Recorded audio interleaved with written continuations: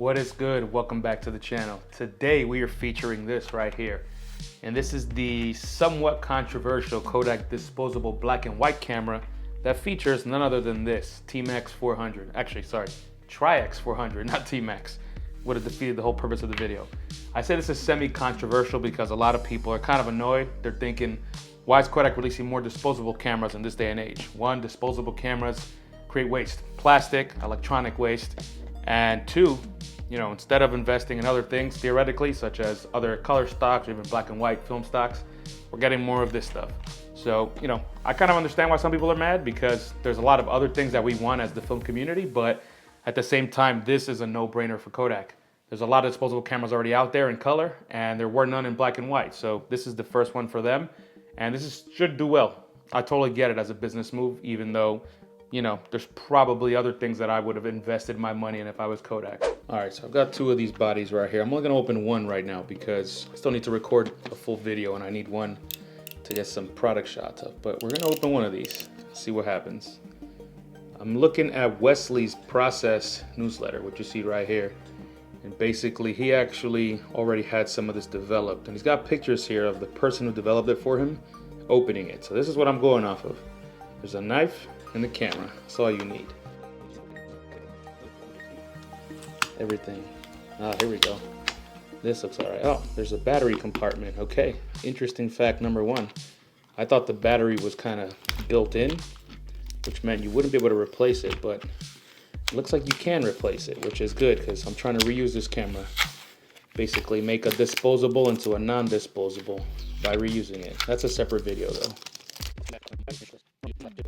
Better not get electrocuted. I'll be so pissed off. Okay, I just forced it a little bit. It looks like I've done the trick.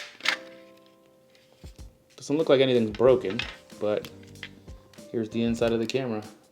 What I do want to say is that this has a lot of fantastic uses, and I had a lot of fun using this. I think there's a couple specific things that you should do if you get this camera. Number one, this is obviously made for fun and for leisure. So if you're traveling, if you're going to party, you're going out to the pub, the bar, whatever. If you're in college, if you're young, if you're not young, but you're out here partying anyways, this is fantastic because it's got a built-in flash. It's actually very strong, and it's basically focus free. You don't have to do anything. You just point the camera at whatever you want to shoot, and you shoot it. You can't control anything on this camera except for turning the flash on. And if you're indoors or in any kind of like reduced light, you have to use the flash because otherwise it's not gonna be a fantastic outcome. Tri-X has really good latitude, and you can really mess with this film and still get usable results. But this camera has basically, I think, an f10 aperture, which is obviously very, very teeny. And the shutter speed, I have no idea what it is, but the shutter speed is enough to get you kind of a nice still shot even in daylight. And of course with the flash, it doesn't really matter what the shutter speed is. You're probably still gonna get a nice, still shot anyways, a nice frozen kind of frame.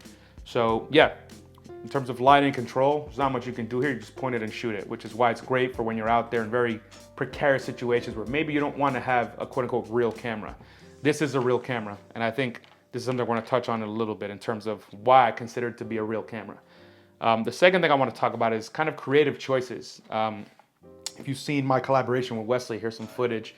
We shot a bunch, well, he shot a bunch, I documented most of it, but he actually used one of these cameras for part of the shoot. And I didn't show this before because we were still under embargo, we couldn't talk about it, but now that it's out, he created some fantastic work with this camera. And he basically, used his models to the advantage of this camera, which means he made them move. They were dancing and moving around and smiling. And because of the flash on here and because of the focus-free aspect, all you have to do is point it and shoot, point it and shoot. You don't have to focus, you don't have to worry about anything. It's all composition and it's all kind of emotion and interaction. So it's a fantastic use for that. And he got really cool photos. I mean, check some of these out right here. The dude was just popping off shots, and again, it worked fantastic. So I think if you're a portrait photographer and you're looking to do something interesting and different, this is, potentially really good use. I'm not saying theoretically you have to go buy these because again, back to what we said earlier about the plastic waste and, is this product the thing that Kodak should be making? But, if you want some of this, of course, go get it. There's a whole bunch of focus-free cameras on the internet, on eBay and anywhere else, and they're super, super cheap.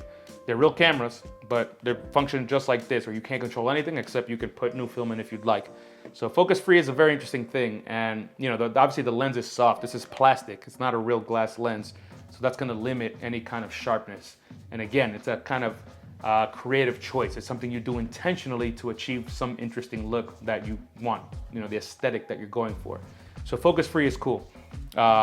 Landscape and things like that, probably wouldn't recommend it. I honestly think that a very cheap camera would do way better in that kind of situation. If you're gonna be out in the mountains or stuff like that, this is great because it's small and light. Small and light is obviously good when you're hiking and when you're traveling and backpacking. But there's other small and light options that'll give you actual sharp images because they have glass lenses. This doesn't have a glass lens. I feel like most people that do landscape, for example, do it and want photos that are actually sharp and can showcase the colors and the dynamic range in the sky and all that stuff. Tri-X is obviously, you know, capable of doing that, but this camera isn't gonna really help. So I don't think that that's a great use for it. I think you wanna stick to photographing people and kind of, you know, interesting scenes and locations and experiences. Obviously hiking is that, but you know, maybe not. Either way, do whatever you want. This camera is one that you could literally do whatever you want with because again, there's very low risk. You know exactly what you're gonna get. There's a limit to what you can get.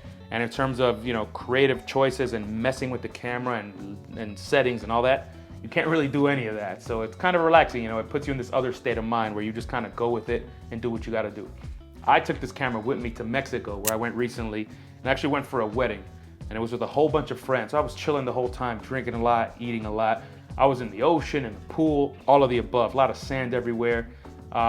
This was perfect because I didn't have to worry about this. I actually had my Leica with me at the same time and I barely used the Leica because A, this felt more appropriate, and B, if I did anything to this camera, I'd be fine. If the camera breaks, so what? Best part is the film gets wound in reverse or forward, however you want to look at it. But the point is, as you're shooting, it keeps putting film back into the canister. So every single shot that you take is fully protected after every time you wind it. That's cool. So anyways, this was super low risk in Mexico. I went in the pool with this. Obviously I didn't submerge it, but you know, I was in the water with the camera above the water doing my thing. And I just loved using it. So you see what I mean? Just chill, gets cool results. You know, it's not about having something super finessed and something super clean. It's about letting the camera deliver whatever look it wants based on the scene. And the fact that you can't control it is part of the fun. If you like control, don't get this camera because you are not gonna enjoy using it. If you don't care about control, you just wanna document what's happening around you in real time in a very carefree and chill way, this and this style of camera is probably one you should look at. So again, you can buy this, you can go out there and actually get a focus-free camera that is very easy to, you know, exchange the film rolls inside of it, and you're basically up to the same experience. So give it a look, you know, think about it. If there's anything you take away from this, as someone who hates this as a product, is that focus free is actually very interesting. And you know, if you really hate this product, obviously don't buy it, but try to find something that's comparable to this because I think the experience of this is what's most valuable about this camera. All right, y'all, that's what I got for today. If you enjoyed the video, obviously go like the video, subscribe, do all that stuff, and I'll see you in the next video. Peace. It's the sinister called all the film photographers. You hear that? Assemble!